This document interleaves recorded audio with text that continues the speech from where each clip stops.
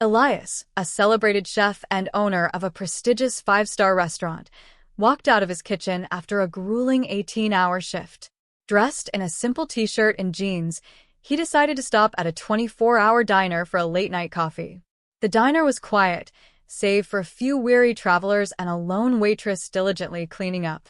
Just as he was about to pay, two health inspectors, notorious for their ruthless tactics and surprise visits, burst through the doors.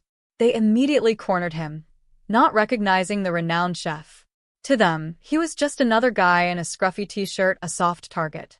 They began to question him about the diner's sanitation, insinuating he was an employee and threatening to shut the place down.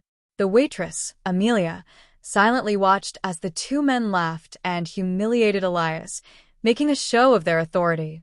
The sting of their baseless accusations cut deeper than any knife. Unbeknownst to them, destiny had already prepared their reckoning, and it was closer than they could ever imagine.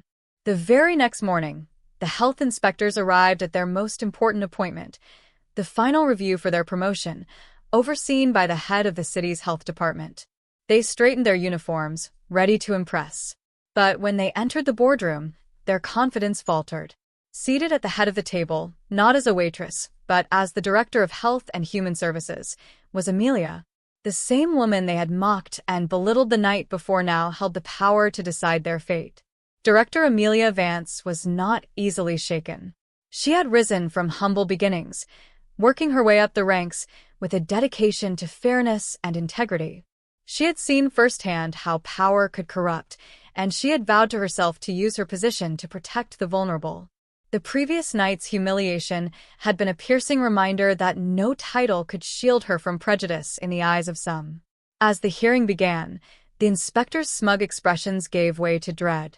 They listened as Amelia calmly presented evidence against them, not just from the diner incident, but a pattern of their bullying and abuse of power. It became clear that their arrogance had grown comfortable, and they believed no one would hold them accountable. Amelia's voice was steady as she spoke. She wasn't seeking revenge, but justice. She announced that the inspectors would be removed from their positions, pending a full investigation into their repeated misconduct.